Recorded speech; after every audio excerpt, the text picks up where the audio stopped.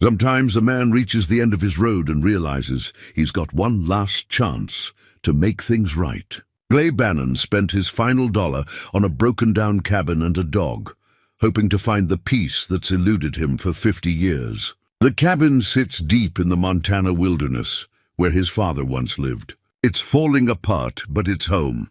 Clay is tired and his past weighs heavy. Every day he fixes what he can and talks to that dog like an old friend. But when a stranger shows up claiming the land belongs to him, Clay faces a choice. Can he let go of the violence that defined him and finally find redemption? Before we jump back in, tell us where you're tuning in from.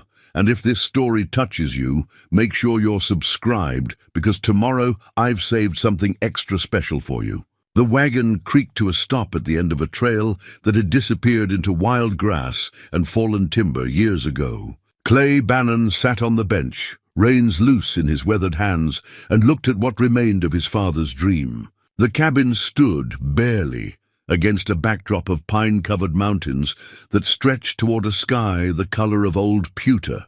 October wind carried the smell of coming snow and rotting leaves. He climbed down slow, favoring his left leg where a bullet had shattered his knee back in '71.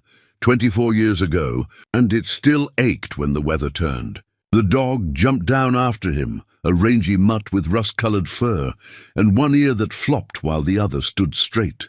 Clay had bought him off a widow in Silverbow for $2. The woman said his name was Rust, and Clay figured that was as good a name as any for a dog with fur that color and a man with a soul gone to corrosion. "Well, Rust," Clay said, his voice rough from 3 days of silence on the trail. "This is it. What do you think?" The dog sniffed the air, tail wagging uncertainly, then looked back at Clay as if waiting for reassurance that this broken-down place was really going to be home. Clay understood the feeling. He'd paid his last silver dollar and every crumpled bill in his pockets for this property, cabin and 40 acres, to a man in a Butte saloon who'd sworn he had legal title. The man had smelled like whiskey and desperation, which should have been Clay's first warning, but desperation recognizes its own kind. And Clay had been too eager for a chance at redemption to ask the right questions. The cabin was worse than he'd imagined from the man's description. The roof sagged in the middle, and whole sections of shingles were missing on the north side. One of the front windows had been boarded over with planks that had weathered to the color of old bones. The porch listed to the left, and several of the support posts had rotted through at the base. The door hung crooked on leather hinges that his father had crafted by hand. Clay remembered those hinges, remembered watching his father cut the leather, remembered the careful way he'd attached them, explaining to 8-year-old Clay that a man took pride in every part of his work, even the parts nobody saw. That was 42 years ago, before Clay's mother died of fever. Before his father drank himself to death over the course of one long, terrible winter. Before Clay had taken up with the wrong men and learned that his hands were steady and his conscience was quiet when it came to killing. He walked to the cabin, Rust padding beside him. The steps groaned under his weight but held. He pushed the door open and it scraped across the floor, leaving a curved mark in the dust. The interior was a single room, maybe 20 feet by 20 feet, with a stone fireplace taking up most of the far wall. A wooden table sat in the center, one leg shorter than the others. 2 chairs, both intact. A rope bed frame in the corner, the ropes long since rotted away. Shelves on the walls, empty except for mouse droppings, and the desiccated corpse of a bird that had somehow gotten in and couldn't find its way out. But there, hanging crooked on the wall beside the fireplace, was his father's wooden cross. Clay's breath caught. His father had carved it from pine, simple and unadorned, just 2 pieces joined with wooden pegs and faith. His father had been a believer, had read from the Bible every night by lamplight, had prayed before meals, even when meals were nothing but boiled oats and hope. Clay took the cross down, turned it over in his hands. His father's knife marks were still visible in the wood, each cut deliberate and sure. Clay couldn't remember the last time he'd prayed. Couldn't remember the last time he'd believed in anything beyond the next town, the next card game, The next man who wanted to test himself against Clay Bannon's reputation. He hung the cross back on its nail, straightened it. Rust had already found a sunny spot near the door and curled up, apparently satisfied that this would do. Clay spent the rest of that first day taking inventory. The stone fireplace was sound. His father had built things to last. The floor had soft spots, but most of the boards were solid. The walls had gaps where the chinking had fallen out, and wind whistled through like the cabin was breathing. He'd need to fix the roof before the serious snow came, which gave him maybe 3 weeks if he was lucky. He had tools in the wagon, not many, but enough. A hammer, a saw, nails he'd collected over the years, some spare rope.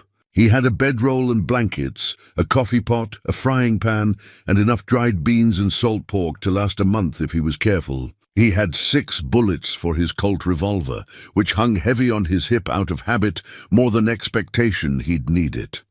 That night, he built a fire in the fireplace and was grateful when it drew properly, smoke rising up the chimney instead of filling the room. He made coffee and fried salt pork and shared half with Rust. They ate in silence while the fire crackled and shadows danced on the walls. The cabin was cold despite the fire. Clay wrapped himself in blankets and lay on the floor near the hearth. Rust settled against his side, warm and solid. Through the gaps in the roof, Clay could see stars, more stars than he'd seen in years. In towns, the lights drowned them out. But here, they filled the sky like diamond chips scattered across black velvet. He thought about his father. Thought about the man who'd built this cabin with his own hands, who'd cleared the land and planted crops that the harsh Montana winters killed more often than not. His father had been a gentleman, quiet and kind, the sort who believed hard work and faith could overcome any hardship. He'd been wrong. The land had broken him, and whiskey had finished the job. Clay had been 14 when his father died. He'd buried him on a rise overlooking the cabin under a pine tree. He wondered if the grave was still there, or if time and weather had erased even that small marker of his father's existence. After his father died, Clay had left, fallen in with a group of men who were running from something or toward something, he never knew which, and didn't care. They'd taught him to shoot, taught him to play cards, taught him that some men were born to work land and other men were born to take what they wanted. Clay had turned out to be good at taking. His first kill was a drunk cowboy in a Colorado mining camp who'd accused Clay of cheating at cards. Clay had been cheating, but that didn't make the accusation any less insulting. The cowboy had drawn first, but Clay's draw had been faster. He was 17 years old, and he'd felt nothing when the man dropped dead in the dirt, except a distant surprise at how easy it had been. After that, it got easier still. Over the next 33 years, Clay had killed. He'd lost count somewhere around 20, but it was more than that. Some had been fair fights, some hadn't. He'd worked as hired muscle, as a bodyguard, as an enforcer for men who did their violence through proxies. He'd been shot 4 times and stabbed twice, and had the scars to prove everyone. He'd never married, never had children, never stayed in one place long enough to call it home. And then, 10 years ago, in a town called Redemption, the irony of the name was not lost on him, he'd killed a man who turned out to be a father of 3. The man had drawn on Clay over a disagreement about a card game, and Clay had done what he'd always done. But afterward, when the man's wife had come running and his children had stood crying over their father's body, something inside Clay had cracked. He'd left Redemption that night and hadn't drawn his gun on a man since. He'd drifted, working odd jobs when he could find them, playing cards for small stakes, drinking more than was wise, and growing older with each passing year. His hands had started to shake. His eyesight wasn't what it used to be. His reputation, which had once opened doors and kept him fed, had faded to the point where most young gunmen didn't even recognize his name. He was 64 years old. He was tired. And when he'd heard about land for sale in Montana, near where his father's old homestead had been, he'd felt something he hadn't felt in decades. Hope. Maybe he'd thought he could go back to the beginning. Maybe he could find some kind of peace in the place where his life had started before it all went wrong. So he'd spent every dollar he had, and now here he was, lying on the floor of his father's cabin with a dog for company and a past that followed him like a shadow. Rust stirred, made a soft sound in his sleep. Clay reached out and rested his hand on the dog's side, feeling the rise and fall of breath. It was a comfort, that simple rhythm. Proof of life, uncomplicated and faithful. "We're going to make this work," Clay whispered to the dog, to the cabin, to the ghosts of his father and all the men he'd killed. "We're going to make this right." The fire burned low. Wind moved through the pines outside with a sound like distant voices. Clay closed his eyes and for the first time in years slept without nightmares. The next morning dawned clear and cold. Frost covered the ground, and Clay's breath misted in the air as he stepped outside. The mountains stood sharp against the eastern sky, their peaks already dusted with snow. A raven called from somewhere in the timber, its voice harsh and knowing. Clay spent that day and the next working on the cabin. He patched the worst of the roof gaps with canvas from the wagon, knowing it was temporary, but better than nothing. He replaced the rotten porch posts with logs he cut from fallen timber.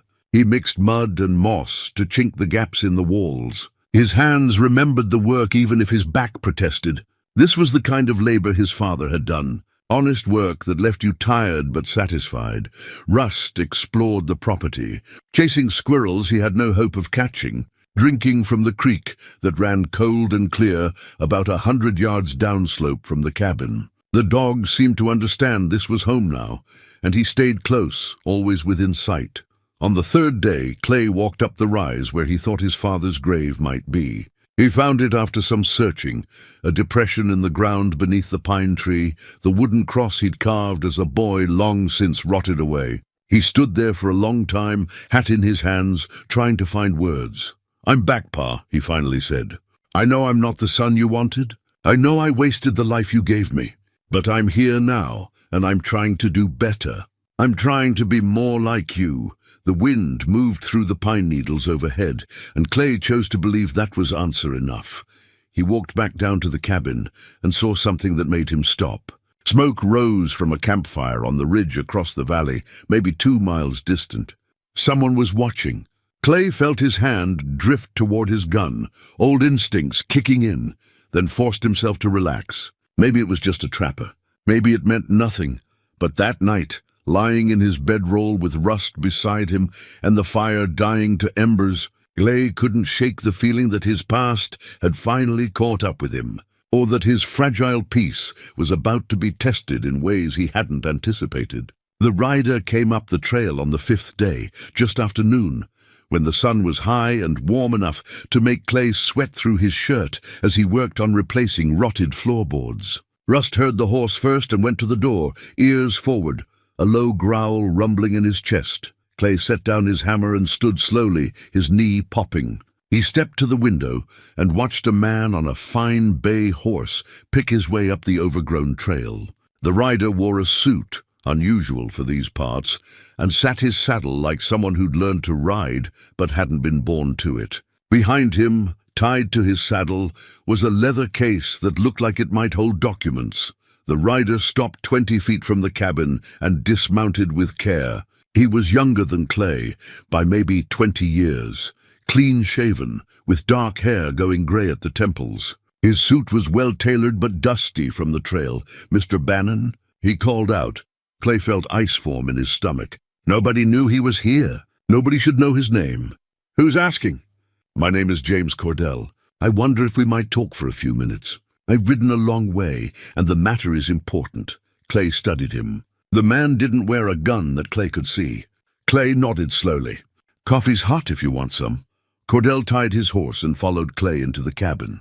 His eyes took in the rough interior, the patches and repairs, the sparse furnishings. Clay poured coffee into 2 tin cups, and both men sat at the table. "How did you find me?" Clay asked. "I made inquiries in Butte. A bartender remembered you asking about property in this area." Cordell sipped his coffee and set the cup down. "Mr. Bannon, I'm an attorney representing the Consolidated Timber Company out of Chicago. I'm afraid I have some difficult news." Clay waited. Cordell reached into his jacket and withdrew a folded document. He spread it on the table between them. This is the deed to this property, 40 acres including the cabin and water rights. It was filed with the Territorial Land Office in Helena 8 years ago. The property belongs to my client. Clay looked at the document. It was official, stamped and signed, the writing in formal legal language he struggled to pass. But he could read enough to see the description matched his land. I bought this property fair and square. Got a bill of sale. May I see it? Clay retrieved the paper from his bedroll. He handed it to Cordell. The lawyer examined it, his expression sympathetic but firm. Mr. Bannon, the man who sold you this property, a Mr. Fletcher, had no legal right to do so. He was a con man. We've been tracking him for 2 years. He sold this same property to at least 3 other people. The law caught up with him in Denver last month. Then those other people all had to vacate. I'm sorry. The law is clear on this matter. You purchased property from someone who didn't own it. That makes the sale invalid. Clay felt something cold and dark rise in his chest. I spent everything I had on this land. I understand, and I am genuinely sorry. But my client has plans for this area. They're going to harvest the timber over the next 5 years. We'll need you to vacate the property. When? 2 weeks. I'll return then with workers to begin clearing operations. If you're still here, I'll have to involve the territorial marshal. Cordell's voice softened. Mr. Bannon, I know this is hard, but the law is the law. You were defrauded, and that's a terrible thing. But it doesn't change the fact that you're occupying land that isn't yours. Clay stared at the document on the table. His father's land. His last chance. Gone, because he'd been desperate and foolish enough to trust a con man in a saloon. What if I don't leave? Cordell met his eyes. Then you'll be forcibly removed. Mr. Bannon, I checked into your background before I rode out here. I know who you are. I know what you were. I'm asking you not to make this harder than it needs to be. The days of settling disputes with violence are over. This is 1895. We settle things with law now. Clay's hand trembled. Not from age this time, but from rage barely contained.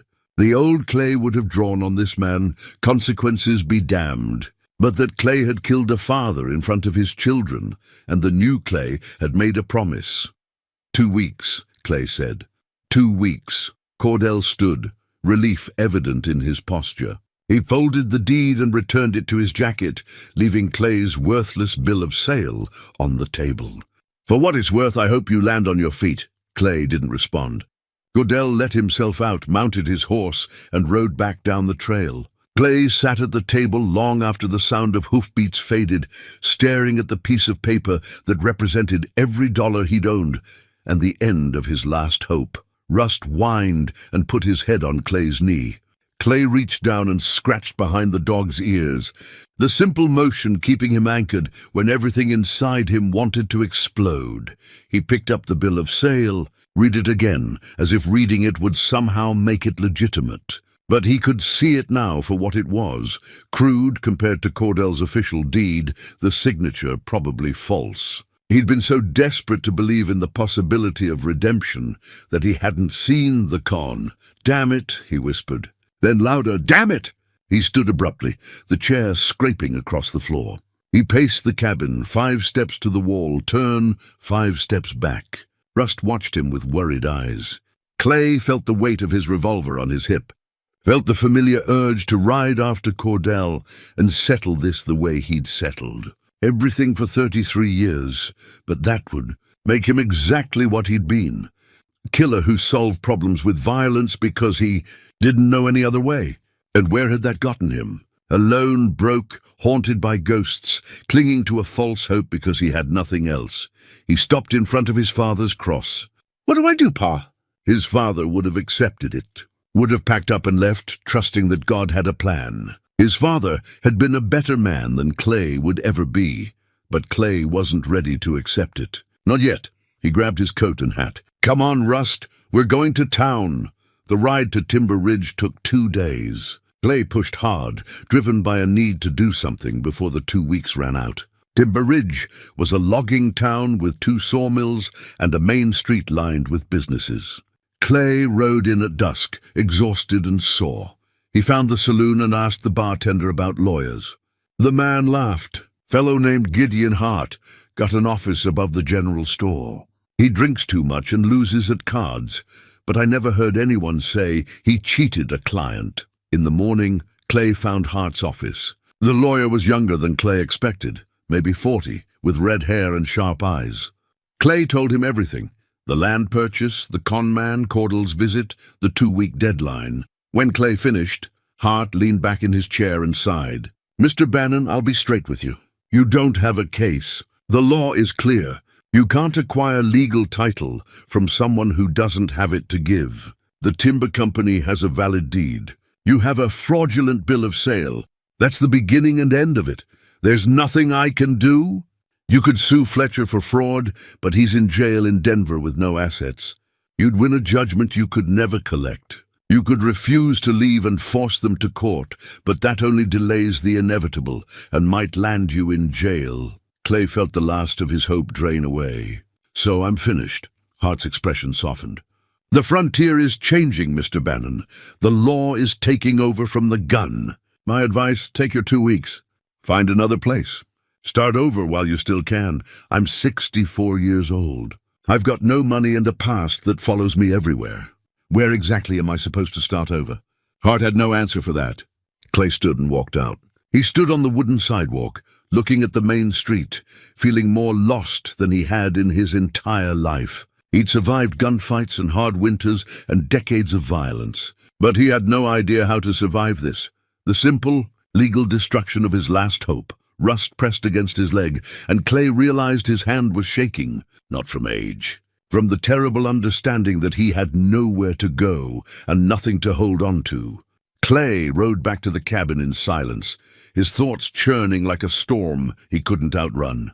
The 2-day journey gave him too much time to think, too much time to feel the weight of his failure pressing down on him.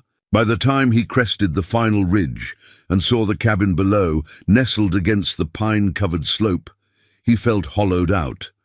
The property looked different now. Before, it had been possibility, a place where he might build something decent from the wreckage of his life. Now it was borrowed time, a temporary shelter that would be torn away in less than 2 weeks. Every board he'd replaced, every gap he'd chinked, every moment of peace he'd felt, all of it built on sand. Rust bounded ahead, happy to be home, and the dog's simple joy made Clay's chest ache. Even the dog didn't understand. They'd be moving on soon, adrift again with nowhere to go. Clay unsaddled his horse and turned it into the small corral he'd repaired. He carried his saddlebags into the cabin and dropped them on the floor. The space felt emptier than it had before, despite nothing having changed. His father's cross still hung crooked on the wall. The table still sat in the center with its uneven legs. But the warmth was gone, replaced by the cold knowledge that none of this was his. He built a fire more from habit than need and sat at the table with a cup of coffee. The fraudulent bill of sale lay where he'd left it, a mocking reminder of his foolishness. He picked it up, looked at Fletcher's signature, probably not even the con man's real name, and felt rage flare hot in his gut. For 33 years, he'd been the dangerous one. Men had feared him, crossed the street to avoid him, bought him drinks to stay on his good side, and now? Now he was just an old fool who'd been tricked out of his last dollar by a saloon grifter. The humiliation burned worse than any bullet wound. He stood and paced to the window. Outside, the sun was setting behind the mountains, painting the sky in shades of orange and purple. Beautiful country. His father had chosen well when he'd claimed this land all those years ago. Clay wondered what his father would think of him now, broke, desperate, clinging to a place that wasn't his and never would be.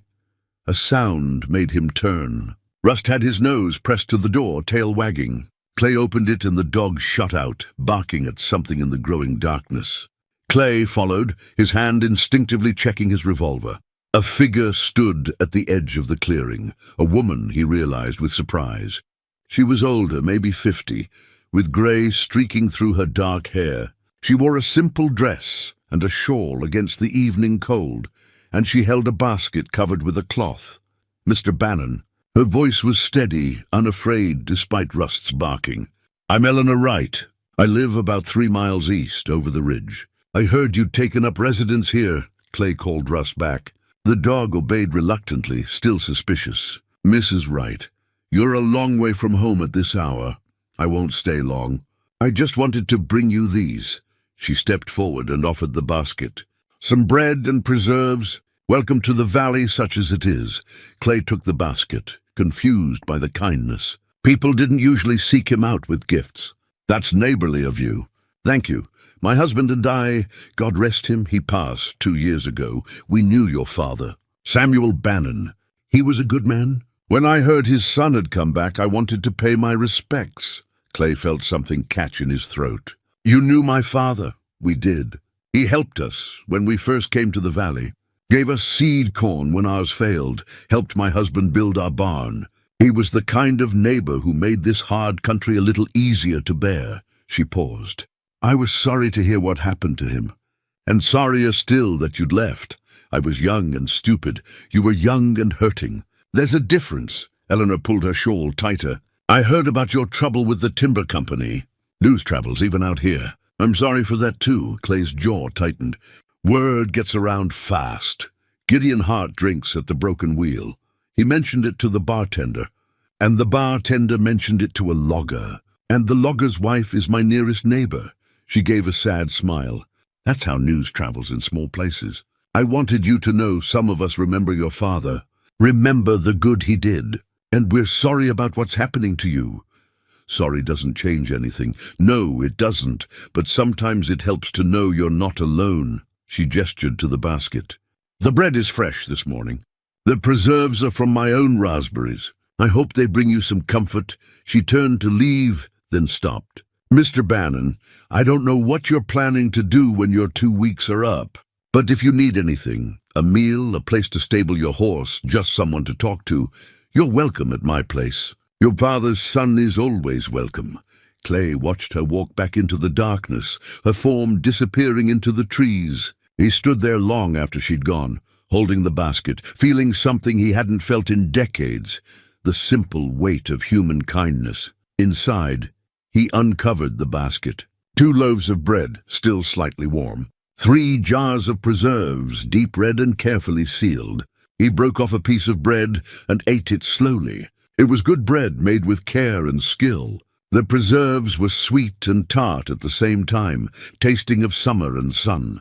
Rust looked up hopefully, and Clay shared a piece of bread with him. "What do you think, boy?" "There's still decent people in the world." "Who knew?" But the kindness, while touching, didn't solve his problem. He still had less than 2 weeks, still had nowhere to go and no money to get there. The bread wouldn't change that. That night, lying in his bedroll with Rust curled beside him, Clay stared up through the gaps in the roof at the stars beyond. He thought about his father, about Eleanor Wright's words. His father had been the kind of man who helped his neighbors, who made the hard country easier to bear. Clay had spent his life doing the opposite, making the world harder, more dangerous, more cruel. He thought about the men he'd killed. Most of them had probably deserved it in the rough justice of the frontier, but some hadn't. Some had just been in the wrong place or said the wrong thing or looked at Clay the wrong way when he was drunk and angry. And that man in redemption, the father of 3, he'd definitely not deserved it. He'd been protecting his own honor, and Clay had killed him for it. "I'm trying to be better, Pa," Clay whispered to the darkness. "I'm trying to be the man you were, but I don't know how. I don't know if it's even possible for someone like me." The wind answered with a low moan through the pines. Somewhere far off, a wolf howled. Rust stirred and pressed closer to Clay's side. Clay closed his eyes and tried to sleep, but sleep was a long time coming. When it finally arrived, it brought dreams of his father building the cabin, board by board, while young Clay watched and learned. In the dream, his father looked at him and smiled. "It's never too late, son. It's never too late to do the right thing." Clay woke before dawn, with those words still echoing in his mind. He lay there in the grey light, thinking about what the right thing might be. He could leave peacefully when Cordell returned, as the lawyer had advised. That would be the safe choice, the legal choice, or he could fight. Not with his gun, he'd made that promise. But there had to be another way. Had to be something he could do that didn't involve violence, but didn't involve surrender either. He just had to figure out what that was before his time ran out. Clay spent the next 3 days working on the cabin with a fierce determination that surprised even himself. If he only had 2 weeks here, he'd make sure the place was in the best shape it could be. Maybe it was foolish to repair a home he'd never truly owned, but it felt like the only thing he could control. Every board he replaced, every gap he filled, was a small act of defiance against the chaos threatening to swallow him whole. On the morning of the 4th day, he climbed onto the roof to replace the worst of the damaged shingles. The work was slow and careful. His balance wasn't what it used to be, and a fall from this height could break bones that wouldn't heal right at his age. Rust watched from below, occasionally barking encouragement or warning. Clay couldn't tell which. He was hammering a shingle into place when he heard a horse approaching. He looked up to see a young man riding into the clearing, barely 20, with sandy hair and a lean build. The rider wore work clothes and carried himself with the careful wariness of someone who'd learned to be cautious around strangers. "Mr. Bannon?" the young man called up. Clay set down his hammer. "That's me. My name is Thomas Wright. Eleanor Wright is my mother. She sent me to see if you needed any help with repairs." Clay climbed down the ladder slowly, testing each rung. His knee complained with every step. When he reached the ground, he got a better look at the young man. Thomas had his mother's dark eyes and a genuine quality to his expression that made Clay think of honest people, the kind he'd spent most of his life avoiding. "Your mother's already been generous enough," Clay said. "That bread was mighty good. She's got more where that came from. But I didn't ride out here just to deliver food. I came to help, if you'll let me." Thomas gestured to the cabin. "This was your father's place. My mother says he was good to my family. Seems right to return the favor." Clay studied him. "You know I'm only here for another week or so. Timber company's taking the land, I heard. Doesn't change the fact that the roof needs fixing." Thomas dismounted and tied his horse. "I'm good with carpentry. Learned from my father before he passed. If you got materials, I can help you finish that roof before your time's up." There was something in the young man's earnestness that made it impossible to refuse. Clay nodded. "All right. I've got some spare lumber in the shed. Let's get to it." They worked through the morning and into the afternoon, Clay up on the roof handing down old shingles while Thomas cut new ones to size below. The young man was skilled, his cuts precise and quick. They worked mostly in silence, the kind of comfortable quiet that comes when two people are focused on the same task. Around midday, Thomas pulled bread and cheese from his saddlebag, and they sat in the shade to eat. Rust positioned himself between them, hoping for scraps. "My mother told me you used to live here as a boy," Thomas said, tearing off a piece of bread, "until I was 14. My father died and I left. Biggest mistake of my life. Why'd you come back?" Clay chewed slowly, considering his answer. "I got tired of running. Thought maybe I could find some peace in the place where my life started." "Before everything went wrong," Thomas nodded as if that made perfect sense. "My father used to say a man's home is in his bones. You can leave it, but it never leaves you. Your father was a wise man. He was." Thomas threw a piece of cheese to Rust, who caught it mid-air. "Mother says you were famous." "A gunfighter," Clay's jaw tightened. "Your mother talks too much. She says you're trying to change. That takes courage. Takes desperation, more like." Clay stood, brushing crumbs from his pants. "Come on. Daylight's burning." They returned to work, and by late afternoon, they'd replaced most of the damaged section. Thomas proved to be not just skilled, but tireless, working with the energy of youth that made Clay feel every one of his 64 years. But there was satisfaction in the work, in seeing the roof take shape, in the solid sound of hammers driving nails true. As the sun began to set, Thomas gathered his tools. "I can come back tomorrow if you'd like. We can finish the rest." "I'd appreciate that." Thomas mounted his horse, then paused. "Mr. Bannon, I know it's not my place to say, but what the timber company is doing, it's not right. My family's been in this valley for 12 years. We've seen companies come in and take what they want, push out the people who were here first. Legal or not, it's not right. The law says otherwise. The law's not always just. My father taught me that too. Thomas tipped his hat. I'll see you in the morning. Clay watched him ride away, thinking about the young man's words. Legal and just weren't always the same thing. He'd known that his whole life had used that knowledge to justify things that had no justification. But now, on the receiving end, he understood it from a different angle. That night, as Clay prepared his simple dinner, he found himself thinking about community, about Eleanor Wright bringing bread and her son offering labor, about his father helping neighbors, building barns, sharing seed corn. His father had understood something Clay had spent his life ignoring, that people needed each other, that kindness and cooperation made survival possible in a hard land. Clay had always been alone, had preferred it that way. No attachments meant no weaknesses, no one to lose, no one to disappoint. But sitting here now in his father's cabin, eating bread baked by a neighbor's hands, seeing repairs made possible by a young man's generosity, he wondered if he'd been wrong about that too.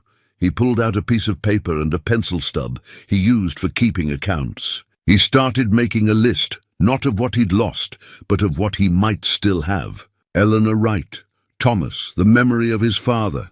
This cabin, even if only for a few more days. Rust sleeping by the fire. The Montana mountains standing eternal against the sky. It wasn't much, but it was more than he'd had in a long time. The next morning, Thomas returned as promised, and they finished the roof by noon. Standing back to look at their work, Clay felt a swell of pride. The cabin looked solid now, cared for, the way his father would have kept it. Thank you, Clay said, and meant it. Thomas smiled. You're welcome. My mother wanted me to invite you to dinner tomorrow night. Nothing fancy, just stew and conversation. Clay hesitated. Social situations had never been his strength. I wouldn't want to impose. You wouldn't be. She'd like the company, and truth be told, so would I. Gets lonely out here sometimes. Clay thought about refusing, about keeping his distance the way he always had. But he thought about his father too, about the man who'd helped his neighbors and built community in an isolated valley. All right. What time? Sundown. I'll come by and show you the way.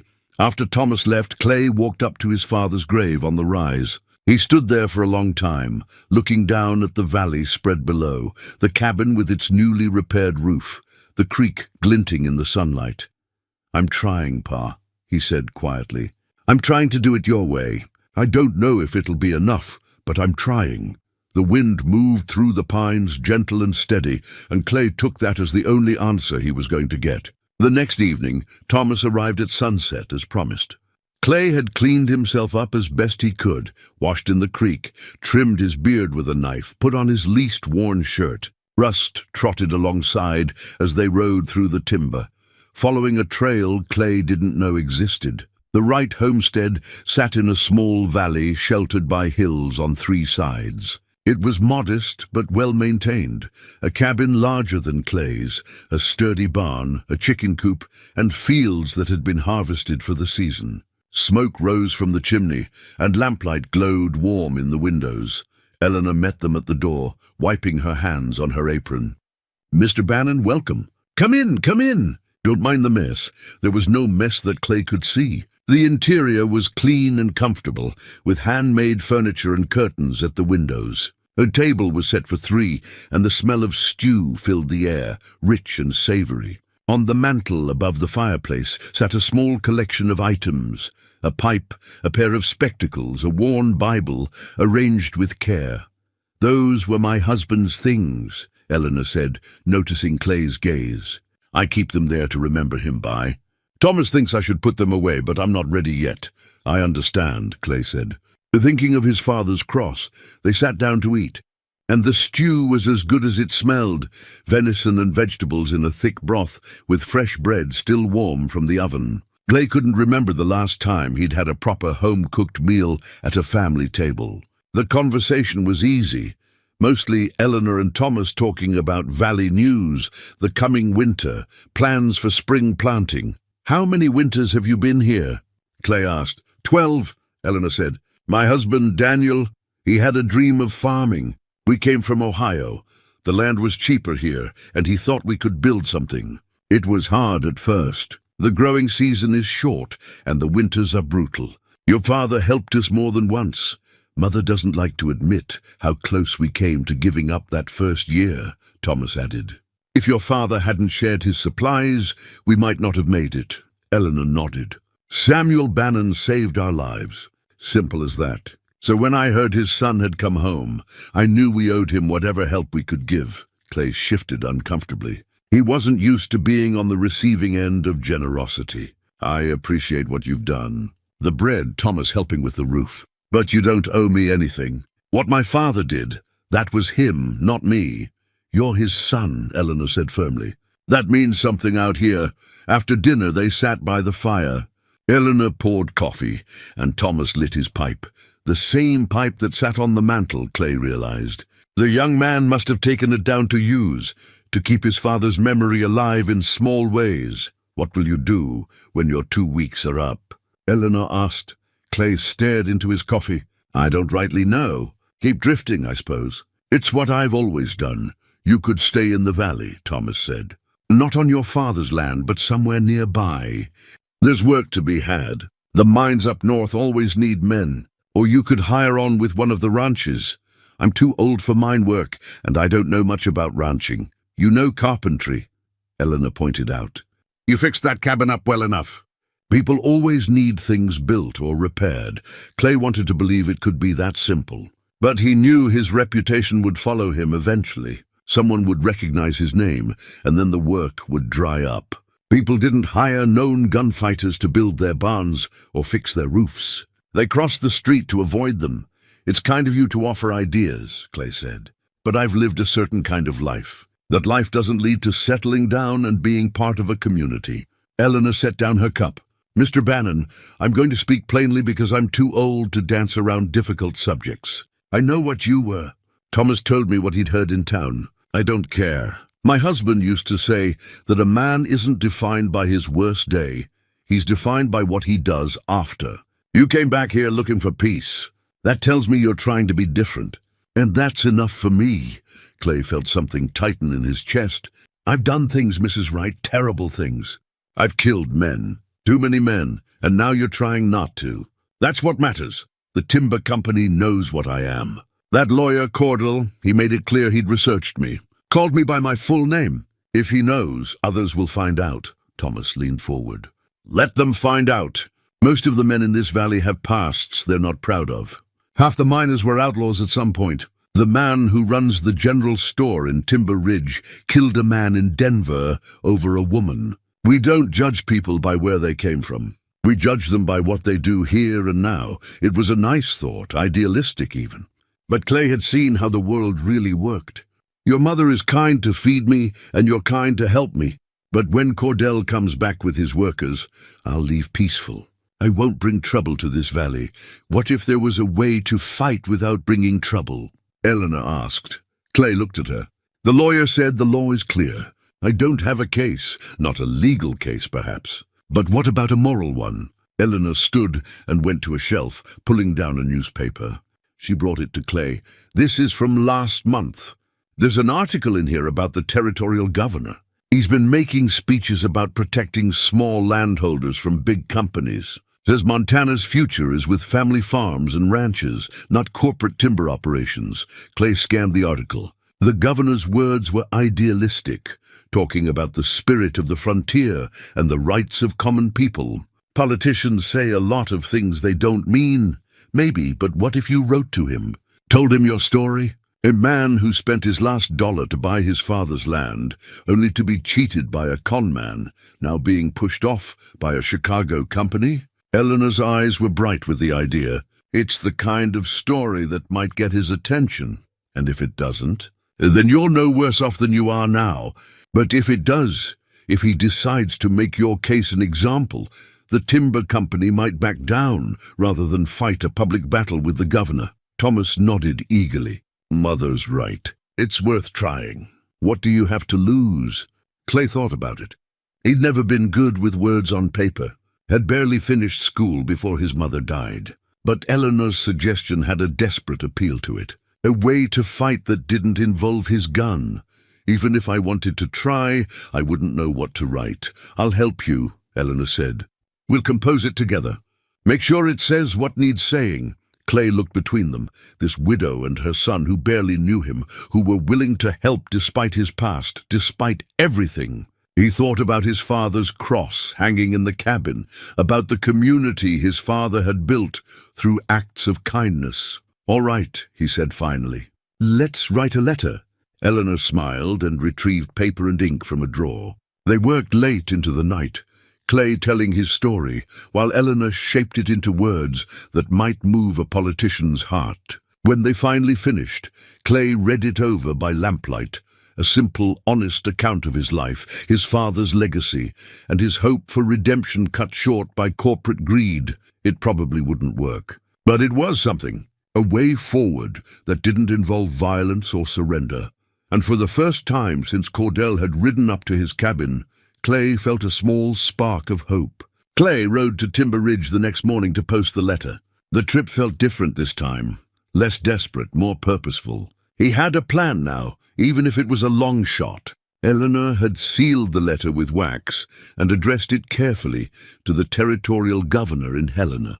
She'd even given Clay money for the postage, refusing to take no for an answer. The post office was a small room in the back of the general store. The postmaster, an older man with thick spectacles, took the letter and Clay's coins. Helena, eh? Important business? Could be, Clay said. Take about a week to get there, another week for a response if you're lucky. Longer if the governor's a busy man, which I expect he is. The postmaster stamped the letter and added it to a canvas bag. Mail coach comes through day after tomorrow. Clay thanked him and left. A week there, a week back. That meant 2 weeks minimum before he'd hear anything. Exactly when Cordell was due to return with his workers. The timing was impossible. Even if the governor responded favorably, it would be too late. He stood on the wooden sidewalk, feeling the fragile hope from the previous night begin to crack. He'd been foolish to think a letter could change anything. Politicians didn't care about one old man's troubles. They cared about money and power, and the Consolidated Timber Company had both. Mr. Bannon. Clay turned to find a man approaching, middle-aged, well-dressed in the manner of a successful merchant. He had a round face and a genuine smile. I'm Robert Chen. I own the general store here. I heard about your situation from Gideon Hart. Clay tensed. Seems everyone's heard. Small town, Chen said with a shrug. I wanted to tell you, what's happening to you isn't right. That timber company has been buying up land all through this valley. They're going to clear-cut everything, ruin the watershed, drive out the families who've been here for years. Your case is just one of many. Lawyer says there's nothing to be done about it. Legally, maybe not. But there are other ways to resist. Chen glanced around and lowered his voice. Some of us have been talking. Shop owners, farmers, ranchers. We're tired of these big companies coming in and taking what they want. We've been thinking about organizing, making it harder for them to operate, refusing to sell them supplies, that kind of thing. Clay shook his head. That'll just make them angry. They'll bring in supplies from elsewhere and make life harder for everyone here, perhaps. But at least we'd be fighting back. Better than rolling over. Chen studied Clay. I heard you were a fighter once. The kind of man who didn't back down. I was a killer. There's a difference, is there? Sometimes standing up to bullies requires more than polite letters. Chen must have seen something in Clay's expression because he raised his hands. I'm not suggesting violence, just resistance, making them understand they're not welcome here. That's not my fight, Clay said. I'll be gone in 2 weeks, will you? Or will you stand with the people of this valley? The people your father stood with? Chen's expression was earnest. Eleanor Wright told me what your father did for her family. He didn't have to help them, but he did. Because that's what neighbors do in hard country. We help each other. Clay felt the weight of expectation pressing on him. These people wanted him to be something he wasn't. A leader, a symbol, a man worth following. They didn't understand that he was just trying to survive. Trying to find a few days of peace before he disappeared again. I appreciate what you're saying, Mr. Chen, but I'm not the man you think I am. Maybe you're not. Or maybe you're exactly that man, and you just don't know it yet.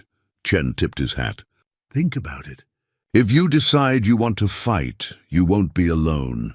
Clay watched him walk back into his store, then mounted his horse and rode out of town. His mind churned with Chen's words, with the impossible situation tightening around him like a noose. He didn't want to be a symbol or a leader. He wanted to be left alone to fix up his father's cabin and live out his remaining years in quiet obscurity, but that choice had been taken from him the moment Cordell arrived with his legal papers. The ride back to the cabin took most of the day. When he arrived, he found fresh horse tracks in the dirt near the corral. Someone had been here while he was gone. His hand went to his gun as he dismounted, every old instinct firing. The cabin door was open. Clay approached cautiously, Rust growling low beside him. He pushed the door wider and stepped inside. A man sat at his table, older than Clay, maybe 70, with a weathered face and white hair. He wore rough clothes and held a tin cup of what looked like Clay's coffee. "About time you got back," the old man said. "Coffee's terrible, by the way. You need to boil it longer."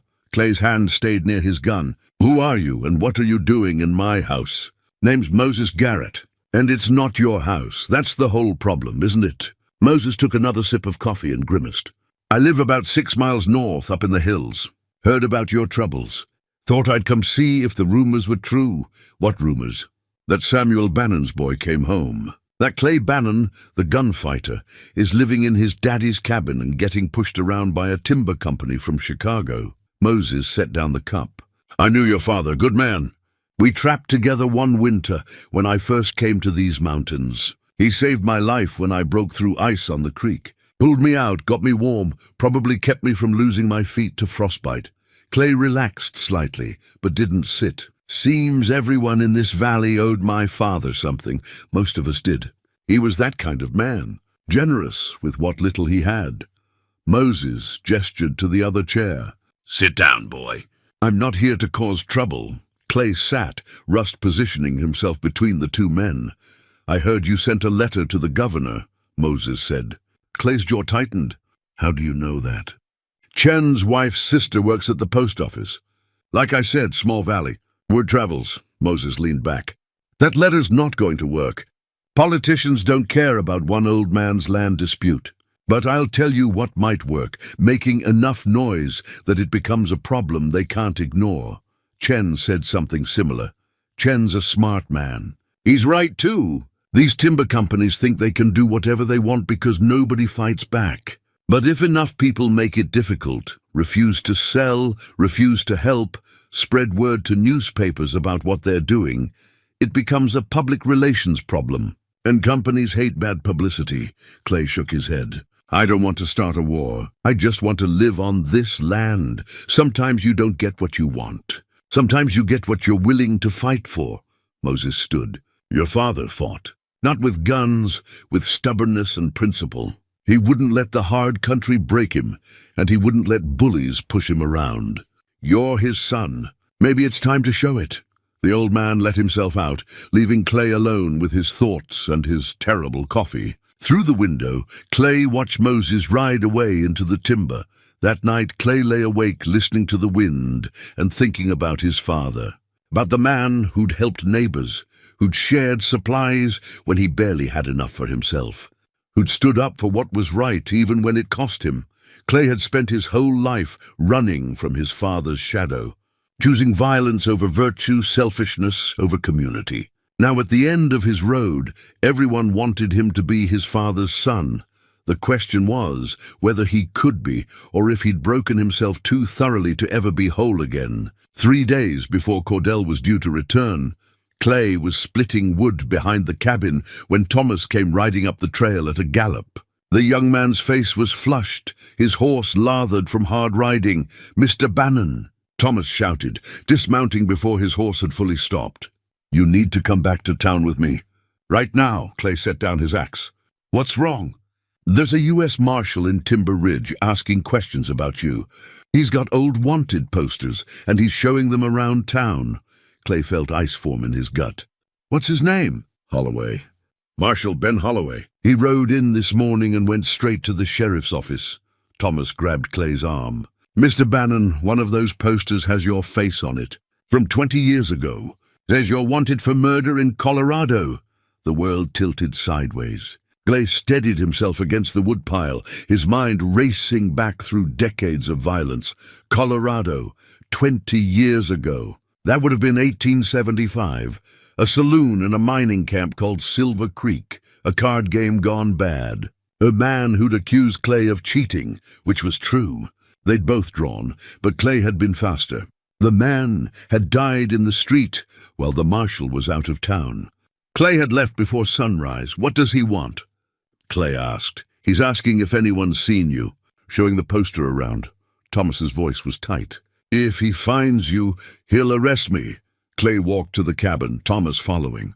Inside, he grabbed his saddlebags and started throwing supplies into them. Jerky, coffee, ammunition. "What are you doing?" Thomas asked. "Getting ready to run." "You can't run. He'll track you down." "Then what do you suggest? Should I ride into town and turn myself in? Hang for something I did 20 years ago? I don't know. But running makes you look guilty." "I am guilty." Clay kept packing. "That man in Silver Creek, I shot him over a card game. It was stupid and pointless, and I've regretted it ever since. But regret doesn't change what happened." Thomas stepped in front of him, blocking his path. "My mother says you're trying to be better. Running away isn't better. It's the same thing you've always done." The words hit like a fist. Clay stopped and stared at the young man. "Get out of my way, Thomas." "No," I said, "move. Make me." Thomas's jaw was set, his eyes blazing with righteous stubbornness. "You want to be the man your father was? Then stop running. Face this." They stood frozen for a long moment. Then Clay's hand fell away from his saddlebag. The boy was right. He couldn't keep running. Whatever transformation had begun in him over these past weeks had gone too deep. He sank into a chair. "What am I supposed to do?" Thomas sat across from him. "Tell me about Silver Creek, exactly what happened." Clay told him. The card game, the accusations, the draw, the man dying in the street. When he finished, Thomas was quiet for a moment. Who else saw it? Half the saloon. Maybe 15 men, then it was witnessed. "You both drew." "That's not murder, that's self-defense." "I was cheating. I provoked him. Did you draw first?" Clay forced himself to remember. "No, he went for his gun first." "I was faster, but he drew first. Then it was self-defense." Thomas stood. "I'm riding to Timber Ridge to talk to this Marshal Holloway. I'll tell him you're here, that you're willing to come in and tell your side." "Thomas, no." "Yes, because if you run, you're guilty. But if you face this, maybe there's a chance." Thomas paused at the door. "Be courageous, Mr. Bannon. Be your father's son." He left before Clay could argue. Clay sat alone, Rust whining softly at his feet, trying to control the shaking in his hands. 2 hours passed. Clay considered running, but stayed. Thomas was right. Running was what the old Clay would have done. When he heard horses approaching, Clay stood and moved to the window. 4 riders came up the trail. Thomas was in front, and beside him rode a man wearing a marshal's badge. Clay took a deep breath, opened the door, and stepped outside. His hand stayed clear of his gun. The marshal dismounted. He was in his 50s, with gray hair and hard but not cruel eyes. "Clay Bannon?" "That's me. I'm Marshal Ben Holloway. I need you to come with me to answer questions about an incident in Silver Creek, Colorado, in 1875. "Am I under arrest?" "That depends on what you tell me." Holloway's gaze went to Clay's gun. "I'll need you to hand over your weapon." This was the moment. Clay could draw probably faster than Holloway, could go out in violence the way he'd lived most of his life, or he could be his father's son. Clay unbuckled his gun belt slowly and handed it to Holloway. "I'll tell you everything. But I want Thomas right there when I do." "As a witness," Holloway nodded. "Fair enough. Let's ride." In Timber Ridge, they gathered in the sheriff's office. Clay, Holloway, Thomas, and the local sheriff. Holloway spread out a yellowed wanted poster on the desk. It showed a sketch of a younger Clay, wanted for the murder of James Kincaid in Silver Creek, Colorado. $500 reward, posted by Kincaid's brother, who was also the mayor. "It wasn't murder," Clay said. "It was a fair fight. Kincaid drew first. I can name a dozen men who saw it. Can you prove it?" "No, it was 20 years ago." Holloway leaned back. "Then we have a problem. There's an active warrant, and you're admitting to killing Kincaid." Clay felt the walls closing in. He'd been a fool to think he could face this and win. Then Holloway did something unexpected. He pulled out a telegram from his coat. "Before I rode out here, I did some checking. Sent wires to Colorado. Found something interesting." He slid the telegram across the desk. Clay read it slowly, Thomas leaning in to see. The telegram confirmed that James Kincaid had drawn first, that multiple witnesses had testified to that fact, but that his brother, the mayor, had issued a warrant anyway and offered a reward. It also stated that the mayor had been removed from office 2 years later for corruption, and that many of his actions, including the warrant, were considered suspect. "I can't dismiss the warrant," Holloway said, "but I can tell you that based on this information, I don't believe you'd be convicted if it went to trial. The territorial prosecutor would likely decline to pursue it." Clay stared at the telegram, hardly daring to believe it. "So what happens now?" "Now I take you to Helena to see the prosecutor. If he agrees to drop the charges, you're free. If not, you stand trial. How long will that take?" "Week there, week back. Maybe another week for the prosecutor to decide. 3 weeks. Cordell would be back in 2 days. Even if Clay was cleared, he'd lose the land because he wouldn't be here to fight for it." Thomas saw the despair on Clay's face. "Marshal, is there any way to speed this up? Mr. Bannon has another legal matter that requires his presence here." Holloway considered. "I could send a wire, ask the prosecutor to review the case immediately. Might get an answer in a few days instead of weeks. But I can't guarantee anything." It was a thin hope, but it was hope. Clay nodded. "Do it, please." Holloway stood. "You're free to go for now, but you stay in Timber Ridge where I can find you. Don't make me regret giving you this chance, Bannon." Clay took his gun belt back but didn't put it on. He carried it in his hands like a burden he was learning to set down. Clay spent the next 2 days in Timber Ridge, staying in a room above the general store that Robert Chen insisted on providing free of charge. The waiting was agony. Every hour brought Cordell's return closer, and every hour the telegram from Helena failed to arrive felt like another nail in his coffin. Marshal Holloway had sent the wire immediately, laying out the evidence and requesting an expedited review. Now there was nothing to do but wait and hope that some territorial prosecutor in Helena would care enough about a 20-year-old case to review it quickly. Thomas visited every morning, bringing food and news from the valley. On the second morning, he arrived with more than breakfast. "There's been a meeting," Thomas said, setting down a basket of biscuits and bacon. "At Chen's store last night. About 20 people showed up. Farmers, ranchers, shop owners. They're organizing." Clay looked up from his untouched coffee. "Organizing what?" "Resistance. They've heard what's happening to you, and they're angry. The timber company has been buying up land all over the valley, and people are scared they'll be next. They want to make a stand. Thomas, that's foolish. They'll just get themselves in trouble." "Maybe, but they're doing it anyway." Thomas pulled up a chair. "They want you to lead them." Clay laughed bitterly. "Lead them? I'm sitting here waiting to find out if I'm going to hang for a 20-year-old killing. I can't even save myself, much less lead anyone else." They don't see it that way. They see a man who came back to make peace with his past, who got cheated and is still trying to do the right thing. Eleanor told them about the letter to the governor. Moses told them you handed over your gun to the marshal instead of fighting. To them, you're proof that standing up to powerful people is possible. I'm not a hero, Thomas. I'm a tired old man who's made too many mistakes. Maybe that's exactly what they need. Not a hero, but someone who understands what it costs to fight." Thomas leaned forward. "Cordell arrives tomorrow. If that telegram doesn't come before then, what are you going to do?" Clay had been asking himself the same question. "I don't know." "Well, you need to decide. Because tomorrow, one way or another, things are going to come to a head."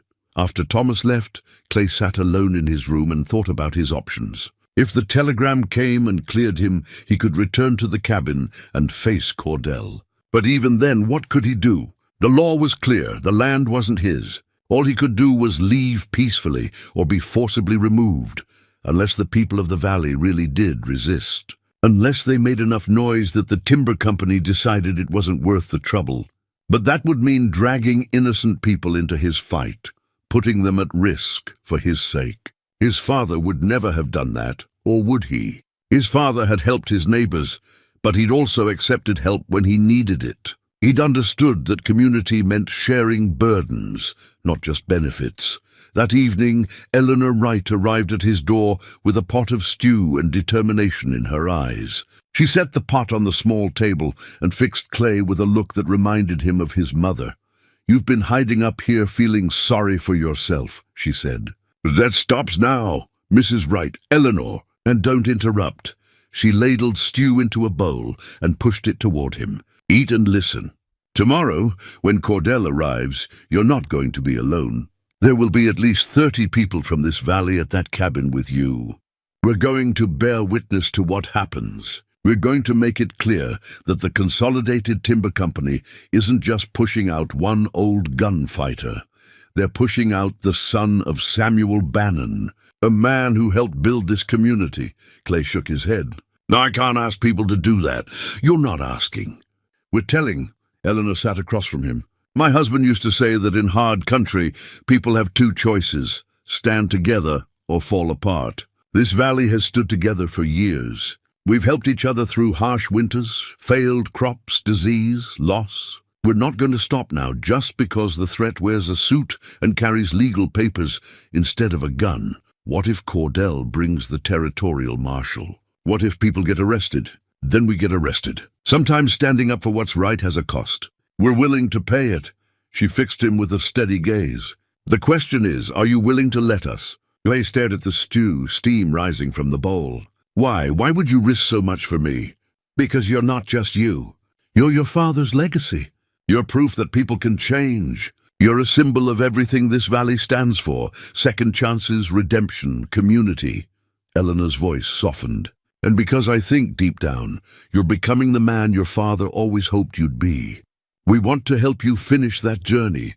After she left, Clay ate the stew and felt something shift inside him. He'd spent his entire life alone, believing that solitude was strength and attachment was weakness. But these people were offering him something he'd never had: belonging. They were willing to stand with him, not because he was dangerous or useful, but because he was one of them. That night, he barely slept. He kept thinking about his father, about the man who'd carved a life from this hard land and helped others do the same. His father hadn't been perfect. The drinking that killed him proved that.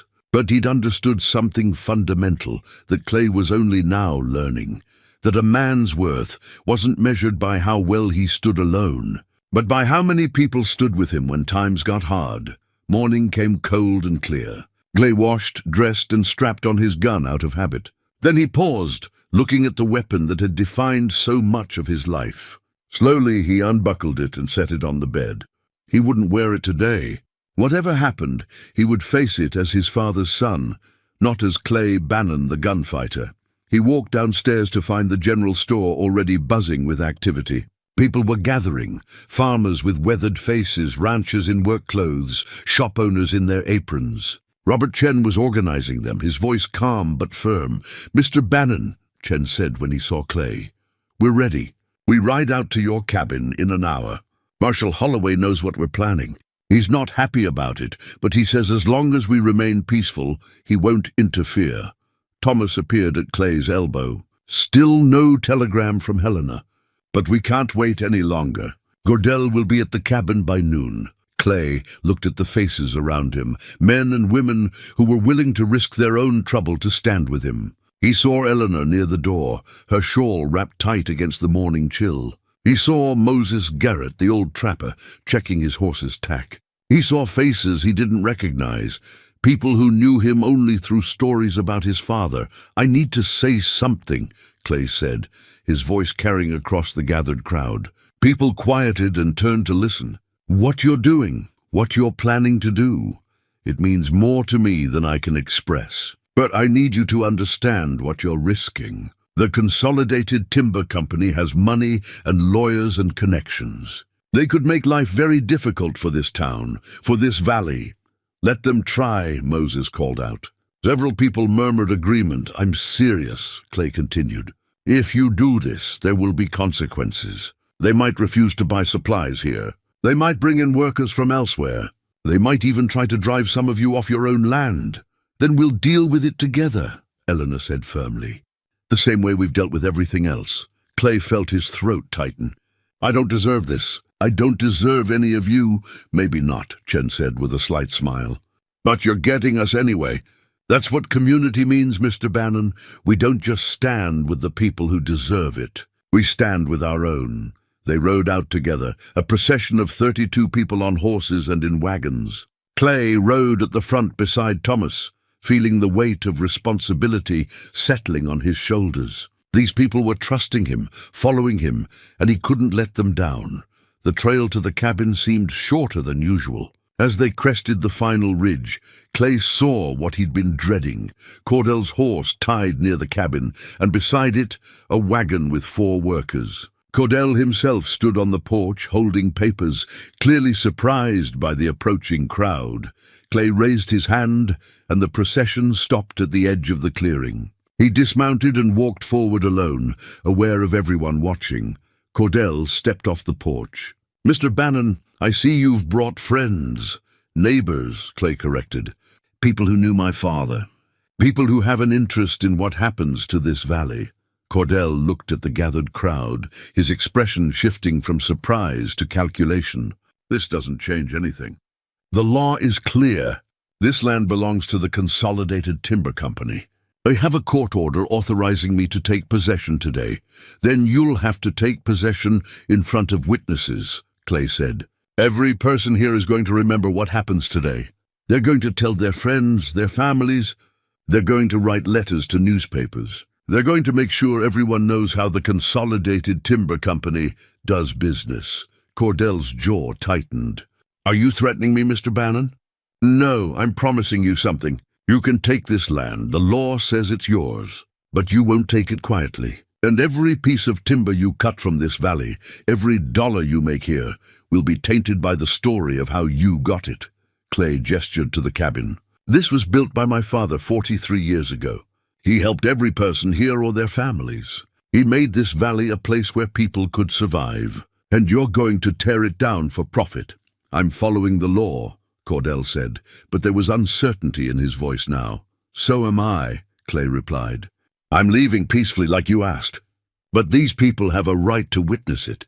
They have a right to bear testimony to what your company does.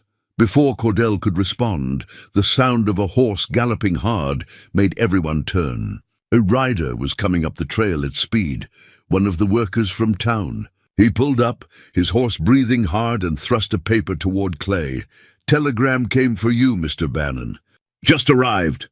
Clay took it with shaking hands and read the words that would change everything. Clay's hands shook as he unfolded the telegram. The paper felt impossibly thin for something that held his entire future. He read the words once, then again, barely believing what he saw. Charges dismissed, stop evidence. Supports self-defense, stop warrant withdrawn. Stop prosecutor McBride Helena. Stop. He looked up at the gathered crowd, at Cordell standing on the porch, at Thomas. The charges are dismissed. The warrant's been withdrawn. A cheer went up from the crowd. Eleanor clapped her hands together. Moses let out a whoop, and Thomas grabbed Clay's shoulder with fierce pride. But Clay kept his eyes on Cordell, who looked distinctly uncomfortable. That's good news for you, Mr. Bannon, Cordell said carefully. But it doesn't change the situation here. This land— Wait, Clay held up his hand. Mr. Cordell, you're a lawyer. You understand that sometimes the cost of being right isn't worth the price. Clay gestured to the 30 people surrounding them. You can force me off this land today. You have the legal right. But look around you. Every person here is a potential customer for your timber operation. Cordell's expression hardened. Are you suggesting they'd sabotage our operations? I'm saying they'll remember. They'll tell everyone they know that the Consolidated Timber Company pushed Samuel Bannon's son off his father's land. And when you try to hire local workers, when you need supplies, they'll remember. That sounds like a threat. It's a prediction. But it doesn't have to be that way. I have a proposal. Clay took a step closer. Your company wants to harvest timber from this valley. That's going to take years. You'll need workers, supplies, cooperation from the local community. Right now, you're making enemies of everyone here. What if instead you started by making a gesture of good faith? What kind of gesture? Sell me this land. A fair price. I don't have the money now, but give me terms. Let me work it off. I'll cut timber, I'll work as a laborer, whatever you need. But let me stay on my father's land. Cordell shook his head. My company doesn't make individual deals. Then maybe it's time you started. Eleanor Wright stepped forward. Mr. Cordell, I'm a widow with a small ranch. I need timber for repairs before winter. I'll buy from the Consolidated Timber Company at a fair price if you make this right. So will I, Robert Chen called out. The general store needs lumber. And my ranch, another voice added, one by one. People stepped forward, offering business, offering the kind of community support that could make or break a timber operation in a remote valley. Cordell held up his hands. I don't have the authority to make this decision. I'd have to wire my superiors in Chicago. Then wire them, Clay said. Tell them what's happening here. Tell them they can have 1 enemy or 30 allies. Let them choose. Cordell looked at Clay for a long moment, then at the crowd. If I present this proposal, what guarantee do I have that you'll honor your end? You have my word. And you have theirs, Clay gestured to the gathered people. In this valley, a man's word still means something. Cordell pulled out a leather notebook and wrote for several minutes. Finally, he looked up. The fair market value for this property is $800. With interest, that's approximately $1,000 total to be worked off over 5 years. Roughly $200 per year in labor. Clay's heart sank. He'd never saved that kind of money. But Thomas stepped forward. I'll help him work it off. So will others. And I'll guarantee it, Eleanor said firmly. If Mr. Bannon can't fulfill the contract, I'll cover the remainder. Cordell looked stunned. You'd risk that much for him? I'd risk it for Samuel Bannon's son, yes. Cordell closed his notebook slowly. I need to send a telegram. It'll take a day, maybe 2 for a response. Until then, Mr. Bannon, you stay on this property. If my company agrees to these terms, we'll draw up a proper contract. If they don't, then I'll be back to enforce the court order. That's fair, Clay said. Cordell mounted his horse. Before he rode off, he looked at Clay. Your father, Samuel Bannon, what was he like? The question caught Clay off guard. He was a good man. Better than me. He believed in helping people, in building community. He died believing in this land and these people. Cordell nodded slowly. I hope for your sake that faith wasn't misplaced. He turned his horse and rode down the trail, his workers following. As soon as they were out of sight, the tension broke. People surrounded Clay, shaking his hand, clapping his back. Eleanor hugged him, and Thomas stood there grinning. Thank you, Clay said to the crowd, his voice rough with emotion. All of you! I don't know how to... You don't have to say anything, Eleanor interrupted gently.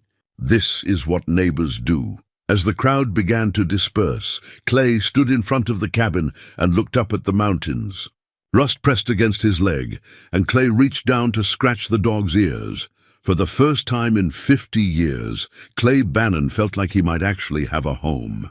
The next 2 days were the longest of Clay's life. He stayed at the cabin, working on repairs he might never finish, trying not to think about the telegram that would decide his fate. Thomas visited each morning, bringing food and optimism Clay couldn't quite share.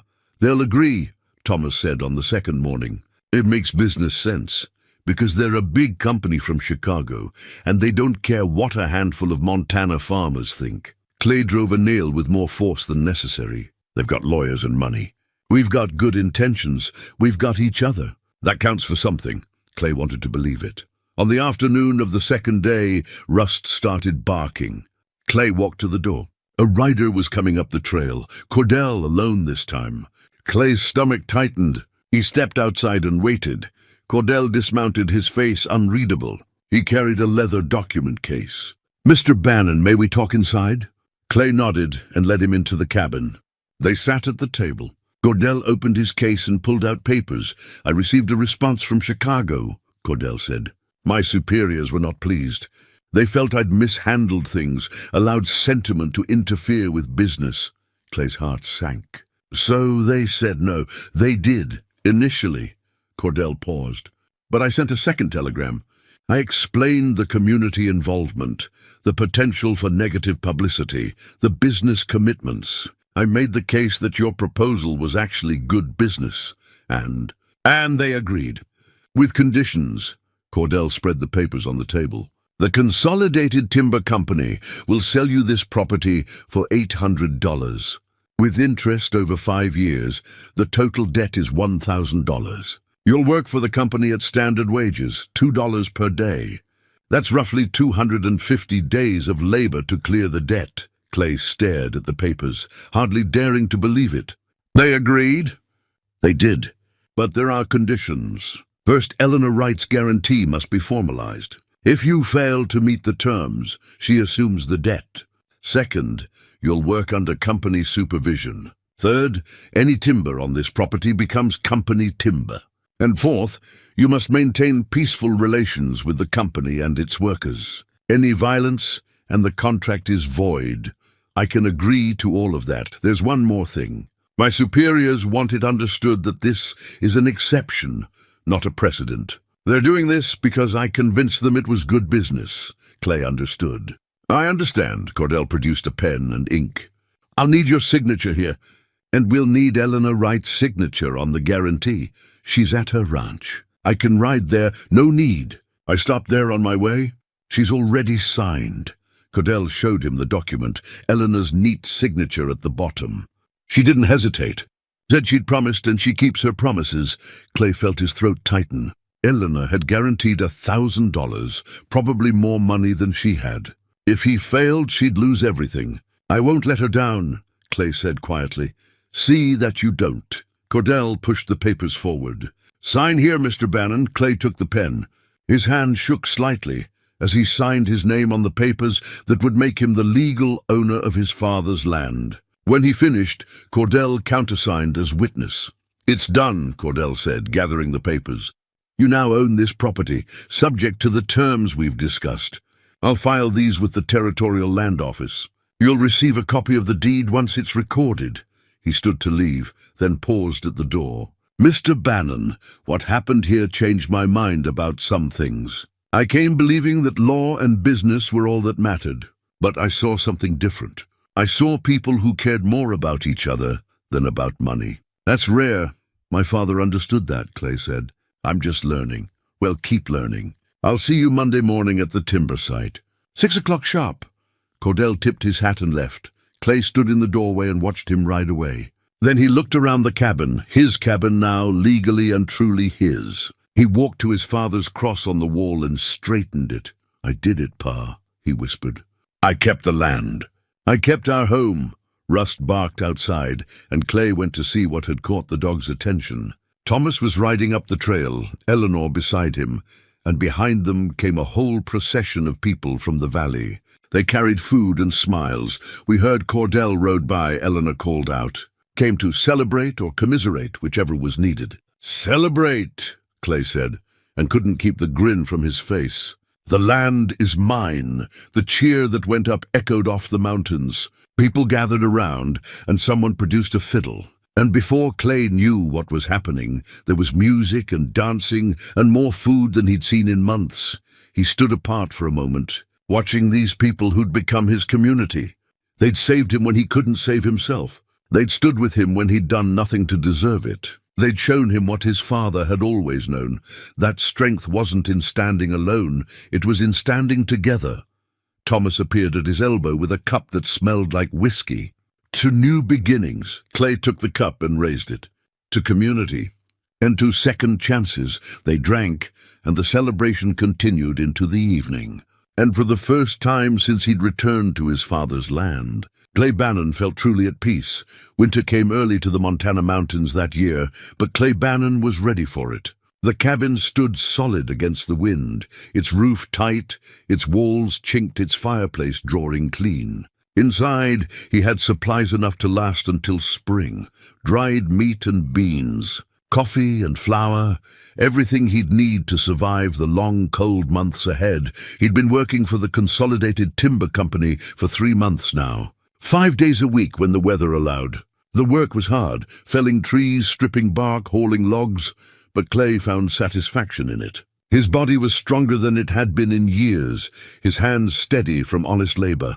The other workers had been wary of him at first, knowing his reputation, but they'd come to accept him. He worked as hard as any man half his age, never complained, and kept his gun hung on a peg in the cabin where it belonged. He'd made $75 toward his debt so far. Only $925 to go. At this rate, it would take him nearly 4 more years to clear it. But he had time now. He had a future that stretched beyond the next town, the next card game, the next man who wanted to test his speed. On a cold December morning, Clay stood at his father's grave on the rise above the cabin. Snow covered the ground, and his breath misted in the air. He'd carved a new cross from pine, better than the one he'd made as a boy, and planted it firmly at the head of the grave. "I kept my promise, Pa," Clay said quietly. "The land is ours again, and I'm living the way you taught me, working honest, helping neighbors, being part of something bigger than myself." He paused. "I wish you could have seen it. Wish you could have met the people who helped me. They're good people, the kind you always believed in." The wind moved through the pines, and a raven called from somewhere in the timber. Clay stood there a moment longer, then walked back down to the cabin.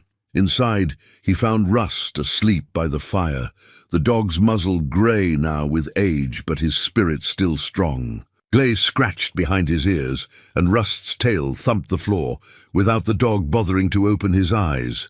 There was a knock at the door. Clay opened it to find Thomas and Eleanor standing there, both bundled against the cold. Thomas carried a package wrapped in brown paper. "Morning, Mr. Bannon," Thomas said. "Mind if we come in?" "Of course." "Coffee's hot." They came inside, shaking snow from their coats. Eleanor settled into one of the chairs Clay had repaired, and Thomas handed him the package. "What's this?" Clay asked. "Open it," Eleanor said, smiling. Clay unwrapped the paper carefully. Inside was a leather-bound book, its pages blank, waiting to be filled. On the cover, burned into the leather, were the words, "Samuel Bannon's Land, Clay Bannon, Proprietor." "It's a ledger," Thomas explained, "for keeping track of your work, your payments, your progress. Mother thought you should have a record of it all. Something to show what you're building here." Clay ran his fingers over the leather, feeling the craftsmanship, the care that had gone into making it. "This is too fine a gift." "It's not nearly enough," Eleanor said. "You've given this valley something important, Clay. You've shown us that people can change, that it's never too late to choose a better path. That's worth more than any ledger." Clay set the book on the table, too moved to speak for a moment. "I should be thanking you, both of you. Without your help, I'd have lost everything." "That's what community means," Thomas said. "We help each other." They drank coffee and talked about Valley News, who was doing what, who needed help with winter preparations, plans for spring planting. It was the kind of conversation Clay had never had in his old life.